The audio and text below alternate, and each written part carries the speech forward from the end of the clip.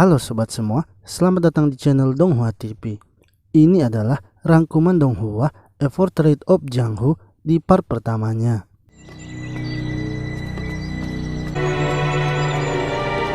Di pinggir kota Yuso, pendekar Lu yang sedang tertidur di jembatan tiba-tiba mendapatkan serangan. Untungnya, pendekar Lu dapat mengalahkan orang-orang yang datang menyerangnya.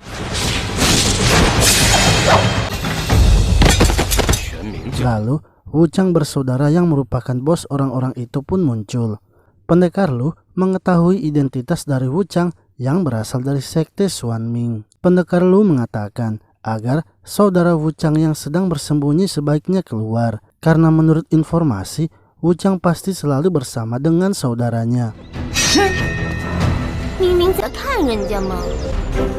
Setelah menghabisi pendekar Lu, Wuchang bersaudara kemudian pergi ke kota Yuso, karena jika pendekar Lu ada di kota Yuso, pastinya ia bersama dengan majikannya. Sementara itu, majikan pendekar Lu yang berada di kota, yaitu Luji, sedang makan bersama dengan anaknya Xuan Er. Lalu, seorang pria tua bersama dengan seorang anak bernama Xin Yung datang juga ke tempat itu. Saat pria tua itu mengeluarkan kantong uangnya, Luji terkejut melihatnya, karena ia mengetahui siapa pemilik kantong uang itu. Ketika makanan mereka dihidangkan, ternyata pria itu kekurangan 1 koin untuk membayarnya. Untungnya Luji menambahkan koinnya sehingga mereka bisa memakannya. Setelah itu, Luji meminta kepada pria tua itu untuk menunjukkan kantong uangnya. Luji kemudian menunjukkan juga kantong uangnya dan menanyakan dari mana pria tua itu mendapatkan kantong uang tersebut, karena kantong uang itu adalah milik dari pelayannya. Pria tua itu mengatakan bahwa ia memungutnya di jembatan pinggiran kota.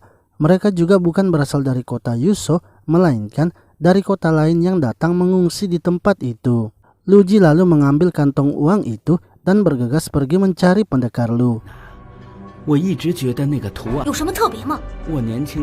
Setelah mereka pergi, pria tua itu mengatakan bahwa ia merasa pernah melihat gambar yang ada di kantong uang tersebut.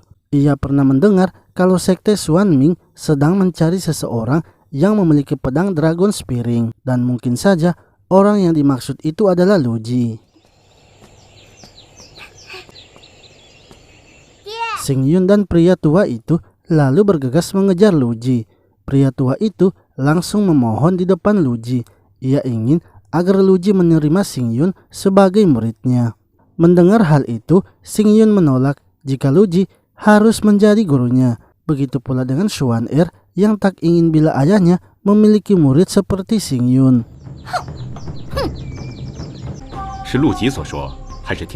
Luji lalu berkata bahwa ia tahu kalau pria tua dan Xing Yun bukanlah orang biasa. Di masa sekarang, wajar bila ingin belajar bela diri untuk melindungi diri. Namun, di luar sana masih banyak terdapat guru untuk belajar bela diri. Luji merasa pria tua itu bukan tertarik pada kemampuan bela dirinya, melainkan oleh sesuatu, yaitu rumor yang berada di balik namanya. Jika memang pria tua melakukannya demi kebaikan Xing Yun, sebaiknya ia tak menjadikan Xing Yun sebagai muridnya.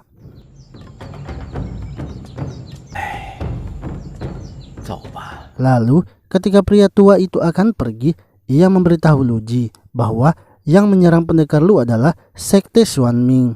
Serta mayat Luji ia sudah makamkan di dekat jembatan. Tiba-tiba, para anggota sekte Xuanming datang di tempat itu. Luji menyadari kalau yang datang itu adalah Wuchang bersaudara.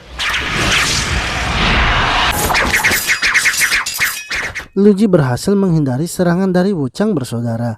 Akan tetapi, pria tua itu harus tewas karena melindungi Xin Yung. Wuchang bersaudara lalu meminta agar Luji menunjukkan pedang Dragon Spearing. Namun, Luji tak menunjukkannya dan malah menyerangnya.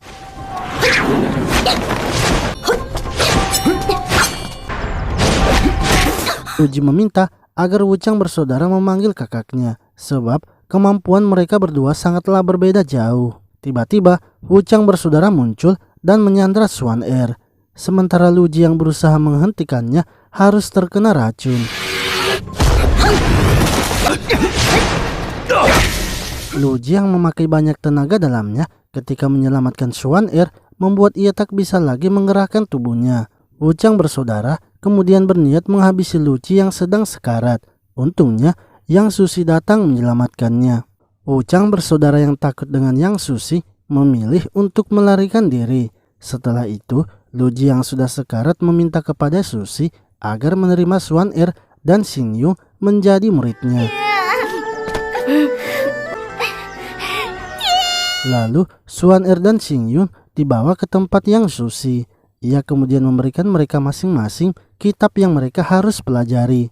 Xuan Er diberikan kitab jurus pedang, sementara Xing Yun diberikan kitab kumpulan obat. Xing Yun menolak kitab itu karena yang ia ingin pelajari adalah ilmu bela diri. Hal itu pun membuat Yang Susi marah dan ingin memukulnya. Seketika Xing Yun langsung terbangun, yang mana kejadian saat ia baru menjadi murid Yang Susi selalu saja ia mimpikan. Xing Yun kini sedang berada di hutan mengumpulkan tanaman herbal atas perintah dari Yang Susi. Namun karena Xing Yun merasa kalau hari akan hujan, ia memutuskan untuk segera pulang. Di sisi lain, Xu Er sedang menghadap di kediaman sang ratu.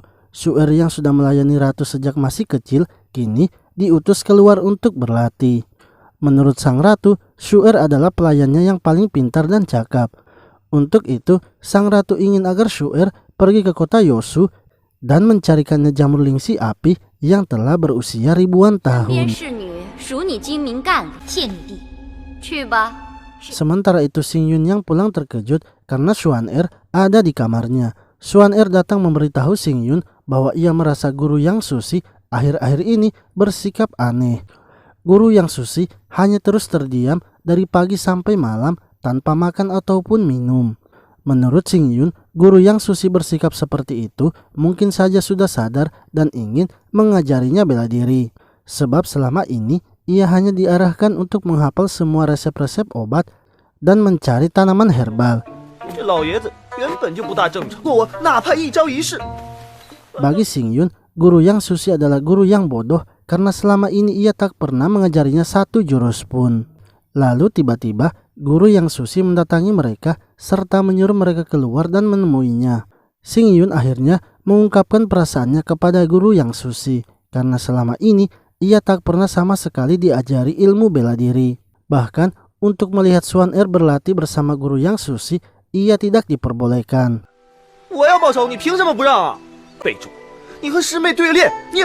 Mendengar perkataan Xing Yun, guru Yang Susi lalu menyuruh Xuan Er keluar dan berlatih bersamanya sebab ia juga akan menguji ilmu bela diri Xuan Er.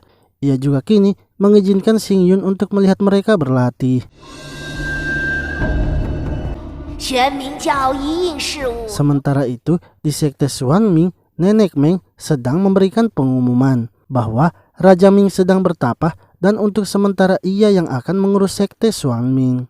Ia kemudian memberitakan Wuchang bersaudara untuk pergi ke kota Yosu.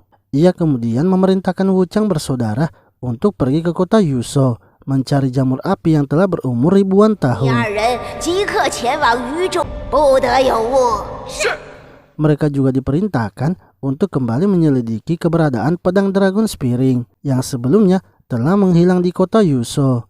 Lalu, guru Yang Susi dan Xuan Er kini akan memulai latihannya. Namun saat sedang latihan, guru Yang Susi menghajar Xuan Er tanpa ampun hingga membuat Xuan Er sangat babak belur.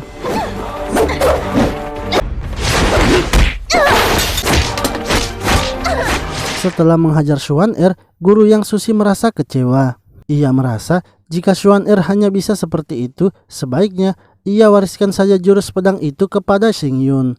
Menurutnya, selama 8 tahun, Xuan Er hanya bermain-main saja dan tidak giat berlatih. Jika seperti itu, Xuan Er tak pantas untuk masuk dunia persilatan dan hanya akan membuat guru Yang Susi malu. Untuk itu, sebaiknya Xuan Er dihabisi sekarang saja.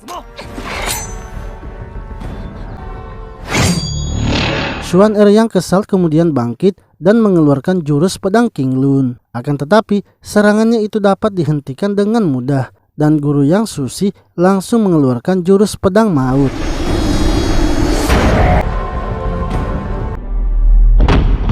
Setelah terkena jurus itu, Xuan Er langsung terkapar. Guru Yang Sushi kemudian menyuruh Xing Yun untuk melawannya, sebab ia tahu kalau Xing Yun selama ini telah berlatih pedang secara diam-diam. Di samping itu, Xing Yun sangat kesal karena guru Yang Sushi telah menghabisi Xuan Er. Ia berniat akan mengalahkan guru Yang Sushi dengan kemampuan yang sudah ia latih.